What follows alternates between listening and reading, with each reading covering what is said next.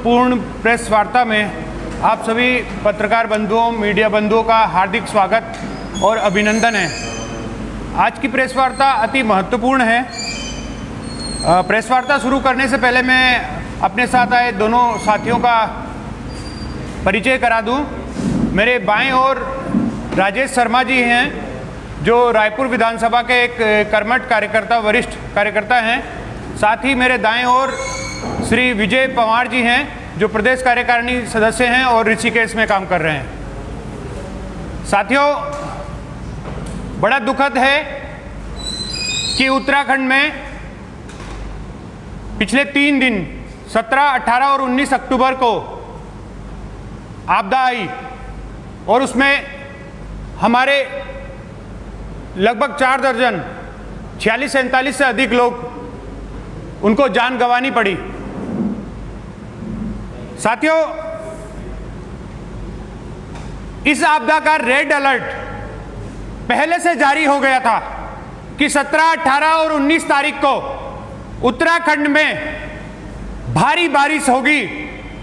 उसका red alert पहले से जारी हो चुका था, लेकिन रेड अलर्ट जारी होने के बावजूद भी उत्तराखंड की निकम्मी नाकारा सरकार सोती रही। अधिकारी कहां गायब थे, किसी को नहीं पता।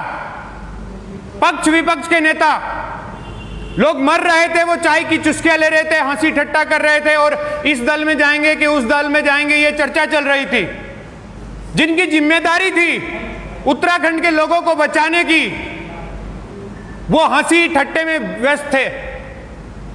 साथियों, जब केदारनाथ आपदा आई थी तब भी यही हश्र हुआ था। पहले से अलर्ट जारी होने के बावजूद केदारनाथ आपदा आई और ये सब कुछ हुआ, और अब फिर वही हालात हुए। पहले से रेड अलर्ट जारी मौसम विभाग ने कर दिया था कि 17, 18 और 19 अक्टूबर को उत्तराखंड में भारी से अति भारी बारिश हो सकती है। लेकिन 2013 की आपदा के बाद अब भी ये जागे नहीं, तो कब सीखोगे?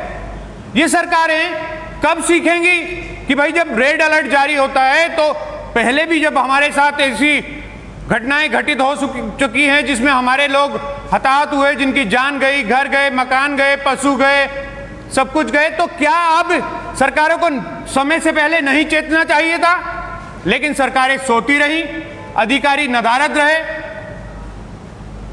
वो तो भला हो कि सेना लगा दी गई, कल सेना के हेलीकॉप्टर लगा दिए गए, एयरफोर्स के हेलीकॉप्टर लगे, सेना लगी, तो लोग बच गए।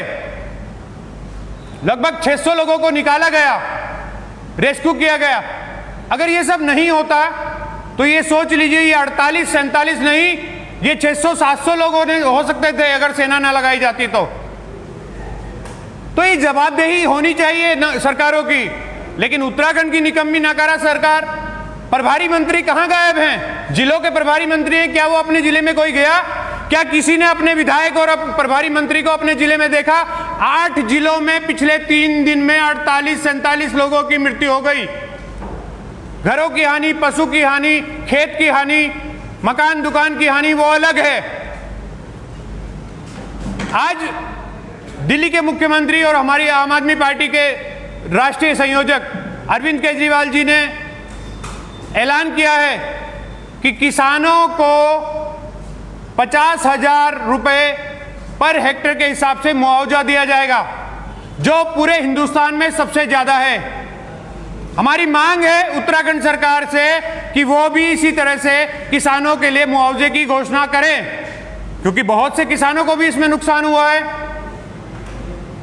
चाहे आप उधम सिंह नगर की बात करें या दूसरे जिलों की बात करें, हर जिले में किसानों को भी इससे नुकसान हुआ है। और बादल फटते हैं तो खेत के खेत गायब ही हो जाते हैं, वहां तो नदी खाले जैसे, गड्ढे जैसे बन जाते हैं। तो वो सब जिम्मेवारी सरकार की है, क्योंकि किसान भी इसी राज्य का व्यक्ति है, अन्नदाता है, हमारा भरण पोषण करता है। हमारा जो ये शरीर इतना बड़ा हुआ वो किसानों का अन्न खाकर ही हुआ है, चाहे हम में से कोई भी हो। तो किसानों के लिए सरकार को सोचना चाहिए और सरकार को समय रहते घोषणा करनी चाहिए। अरविंद केजरीवाल जी ने जिस प्रकार से घोषणा की है, सिर्फ उसी प्रकार से 50,000 रुपये प्रति हेक्टेयर किसानों को मुआवजे की घोषणा दिल्ली में की गई, जो पूरे देश में सबसे अधिक है।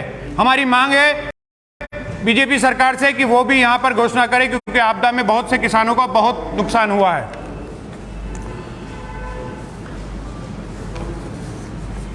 साथियों, आपने देखा होगा कल भी वीडियो वायरल हुआ, जब आपदा आई, गोला नदी पे जो पुल बना था उसका क्या हालत हुआ। पुल टूट गया। 32-33 पुल अभी तक इस 5 साल की सरकार में टूट चुके हैं। 11 से अधिक सड़कें अकेले नैनीताल में बिल्कुल खत्म हो गई। परसों रात को ही नैनीताल का जो संपर्क था वो पूरे देश से टूट गया था।